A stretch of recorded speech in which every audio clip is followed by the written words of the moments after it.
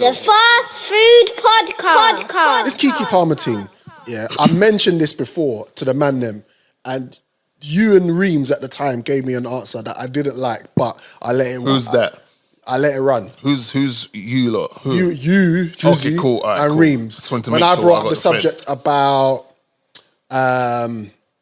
Sierra saying that she's an independent woman. Okay, yeah. And I remember that. And I was like, well, is that the message you're sending out when you're married and got children? Okay. And all right, fair enough. And you're like, what are we doing? Because this is like this narrative that's going on now. So obviously we know what happened with Keke Palmer. Hold on, I've got something for you. Go, talk to me.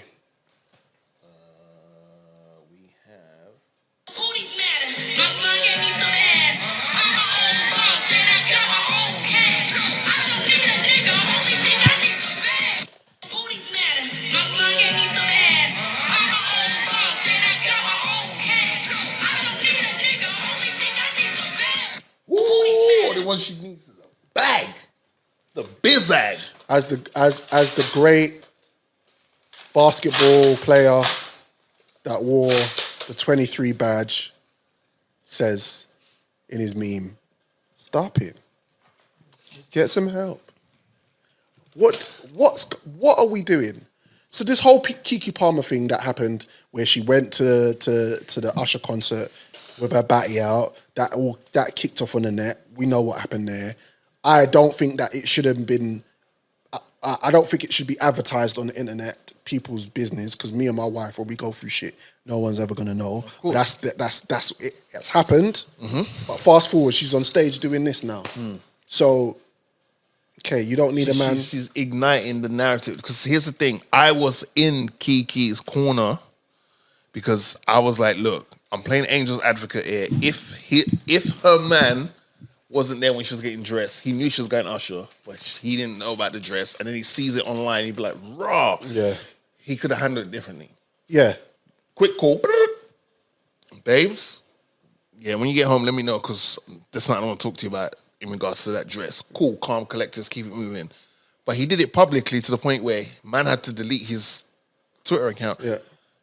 And I'm like, that just shows how moist you are. Because if you say that publicly and people are gunning you down, as the father of the child that you share with this woman, you should stand your corner, my G, and just be like, look, I don't fuck with you. This is what I think.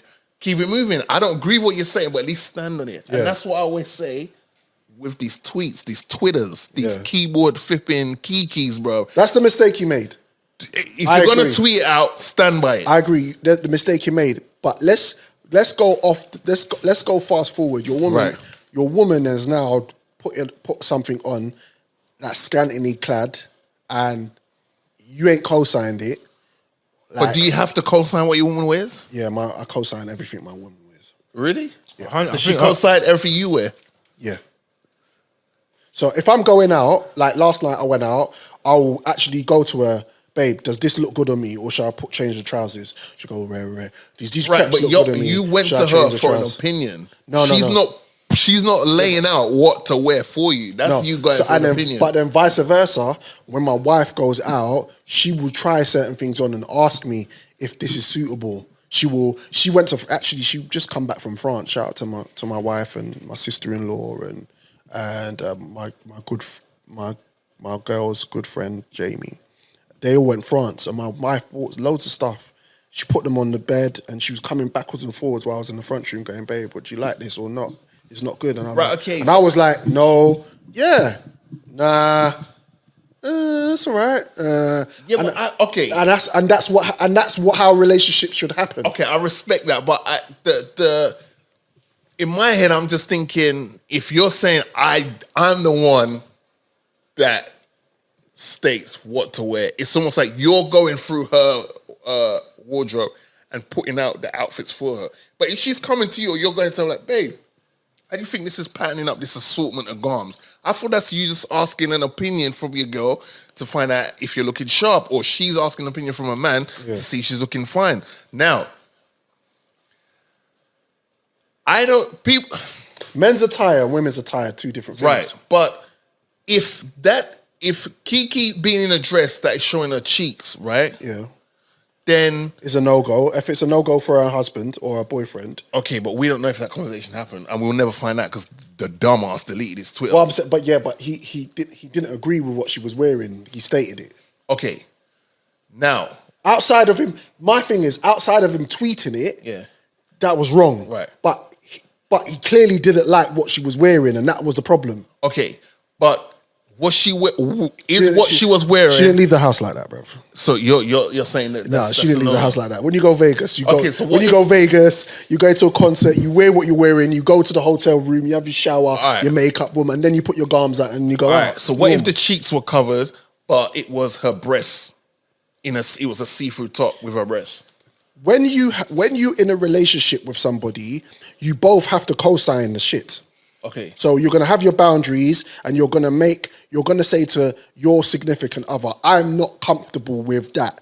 Okay. Whether they do it or not, it's another thing. Yeah. But if you make that statement that ain't what I'm comfortable with, then your significant other should be real enough to go, "All right, babe, I'm gonna change," or "All right, babe, where." So on a beach, should your woman have her cheeks out? Different. That's different. It's a different conversation because it's like the thing with Jonah Hill. The thing with Jonah Hill is she was always a flipping surfer. Yeah. So you met her as a surfer. You got to chill. You can't just start making demands on what she does and what she wears after the fact. Okay. But if you lay down certain boundaries for your missus and she lays down, because it's a reciprocated thing. It's not like one-sided. It's like, babe, I would rather you not stay out till 5 a.m. when you go out. It's that kind of conversation. All right. So could you date a stripper? No. Because I've got too many boundaries. Okay, so she's just dancing for money on a pole. Because I know what the surroundings she's going to be in. I know what she's going to attract. Right. I know what she's going to have to wear, and I'm not with it.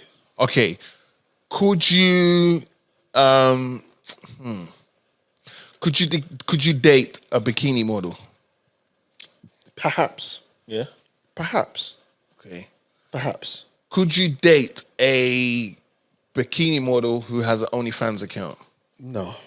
Wait. You said no a little too quick. No. She has an OnlyFans account where she is strictly posting exclusive bikini photos of herself. So she's not doing nothing wild. It's just like, look, I wear bikinis and you don't like my body shape, so I'm going to do some exclusive ones, some themed ones that go only on the OnlyFans account. Yeah, could you date her? I don't know. I don't think so.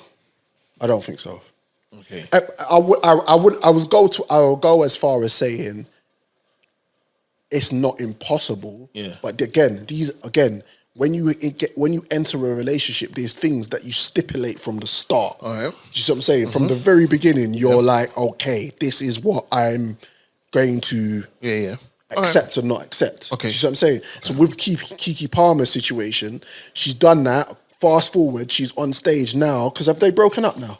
I don't know. Okay, so do you know if they've broken up or not? No clue. Okay, so he's gone quiet, and now she's on stage saying, "My son gave me a big bum." I understand what that means. She got her mother. She got another motherly figure, and now I don't need a man, and so I just need the bag and all of that. So I'm like, all right, cool, but yeah, it's unfortunate, but hopefully that brother is still, he hasn't done too much because that internet opinionated stuff can definitely drive you in a dark corner. Yeah, it's savage. So I hope he's okay mentally and all that.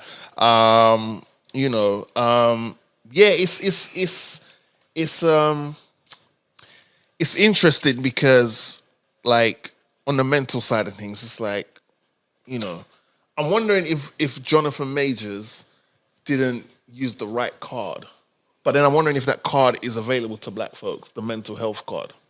Mm-hmm. Because, I think he done all he could. Well, the evidence he's been providing, it looks like he's going to bust case. He did all he could. He called the police. It got on top. He called the police.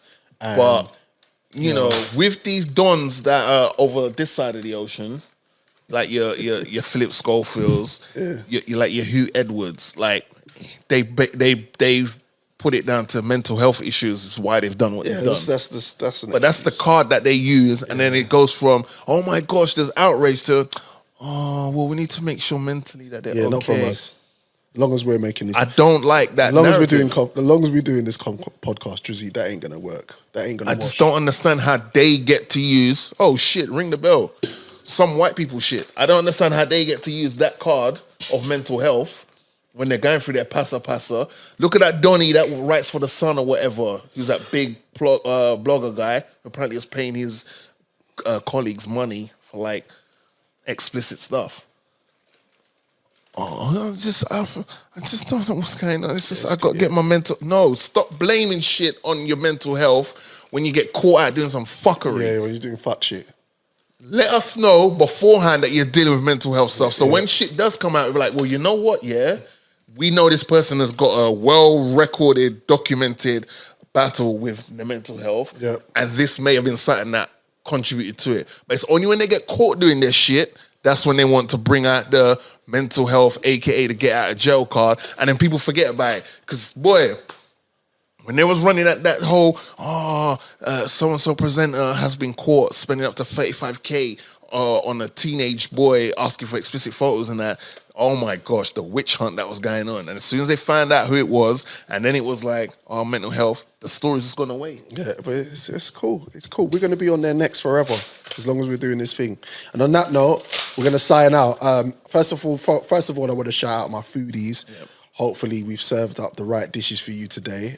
Remember, we are here to bring you food for thought, soul food for the mind, and a feast for the palate, and we appreciate you. We've got an event coming up, another live event coming, but we're just going to lock down the date and we'll be notifying everybody on the next episode. Yep. Outside of that, I want to say thank you, Young Jay, for being here. Shout out to Jojo Montana, Drizzy Sacavet Freckles, you know the vibes. Morgan Heights, you know the vibes. And we're going to do the takeaway. So as you know, it's your first time here. We do a fast food takeaway, which is basically just, it could be something motivational. It could be something to make you think, or just something that, you might be thinking, you're like, oh, all right, cool. Hopefully it puts you in the right stead. So this week's fast food takeaway is simply this. You don't get to insult someone and then try and dictate how they retaliate. It's a fast food podcast. We're signing out. Peace. 1,